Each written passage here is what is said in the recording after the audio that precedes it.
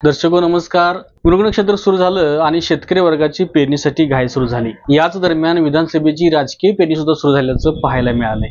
निमित्त होतं राधानगरी तालुक्यातील काँग्रेस कार्यकर्त्यांची बैठक. लोकसभा निवडणूक पार पडली, आता विधानसभाचे रणांगण समोर आहे. महायुती विरोधात महाविकास आघाडी अशी लोकसभेची लढत झाली. या लोकसभेचं वैशिष्ट्य म्हणजे एकमेकांविरोधातील नेते मंडळींनी एकत्रित येऊन आघाडी आणि युती केली होती.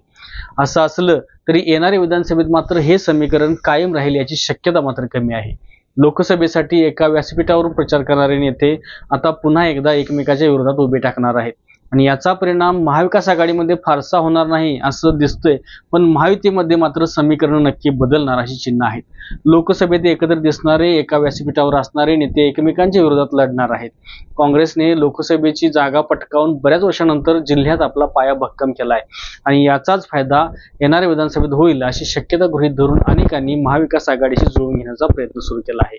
लोकसभा पार पडली तरी येऊ घातलेल्या विधानसभेच्या निमित्ताने जिल्ह्यातील 10ही विधानसभा मतदारसंघामधून हालचाली वाढताना दिसत आहेत. याचाच मागोवा आपण माझ्या व्हिडिओच्या माध्यमातून घेणार आहोत.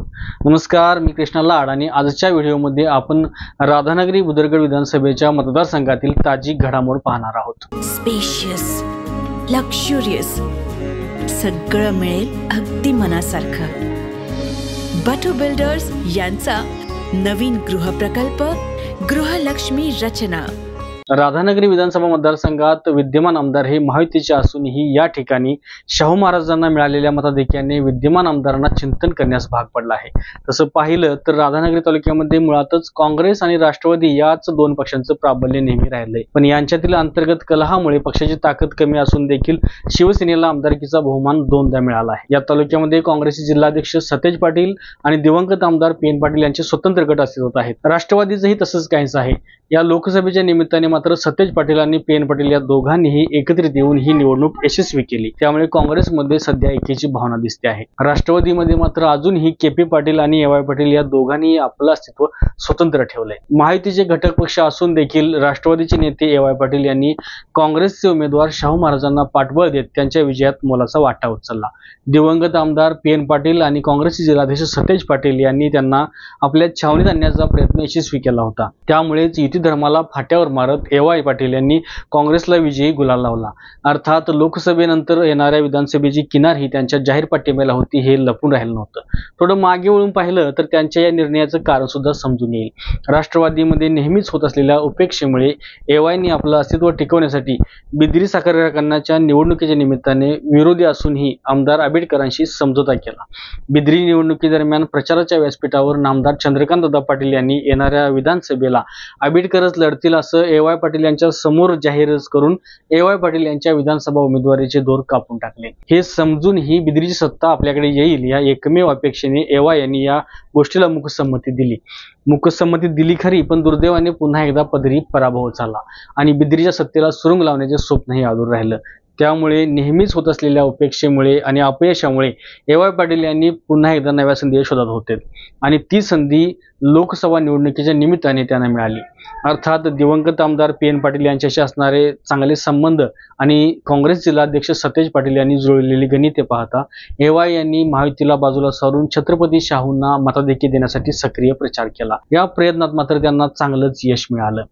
अनेक अपयशानंतर त्यांच्यासाठी एक नवीन सुरुवात होईल अशी आशा असतानाच परवा राधानगरी तालुक्यातील काँग्रेसच्या नेते मंडळी आणि कार्यकर्त्यांनी एकत्रित येऊन उपऱ्या उमेदवाराची उमेदवारी आम्ही मान्य करणार नाही अशा प्रकारचा दम काँग्रेसच्या जिल्हा पदाधिकाऱ्यांना दिलाय. यामुळे ए.वाय. पाटील यांच्या अडचणीत पुन्हा एकदा वाढ होण्याची शक्यता दिसते आहे. खरं तर या मतदारसंघात काँग्रेसला मिळालेलं मताधिक्य पाहता महायुतीच्या उमेदवारासमोर धोक्याची घंटा वाजते आहे.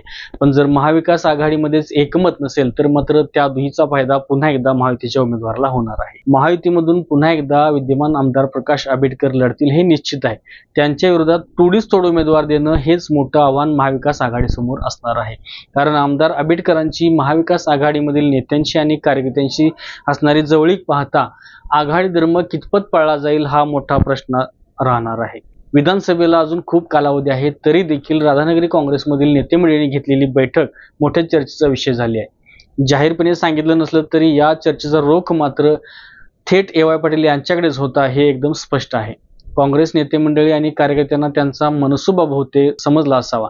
यामुळेच निष्ठावंतांना उमेदवारी द्या, उपरा उमेदवार नको असा इशारा या बैठकीच्या माध्यमातून दिला गेला. याही पुढे जाऊन आर.के. मोरे आणि सुप्रिया साळुंखे यांनी लढण्याची तयारी देखील दाखवली आहे. असो, विधानसभेचे रणांगण अजून खूप दूर आहे. पावसामुळे पुढे जाऊन डिसेंबरपर्यंत हा कार्यक्रम जाहीर होऊ शकतो. पण तोपर्यंत आघाडी आणि युतीमधील एकसंधता कायम राहील का? जरी राहिली तरी तोडीस तोड उमेदवार मिळतील का? आणि जरी लढणारे उमेदवार मिळाले तरी दुसऱ्या फळीतील नेते मंडळी आणि तिसऱ्या फळीतील कार्यकर्ते एक दिलाने काम करतील का? यावरच येणाऱ्या विधानसभेचा निकाल अवलंबून असणार आहे. आणि या साऱ्या प्रश्नांची उत्तरं येत्या काळात मिळतीलच. तुर्तास मी इथेच थांबतो. अशाच नवनवीन अपडेट पाहण्यासाठी आमच्या KK न्यूज चॅनेलला सबस्क्राईब करा.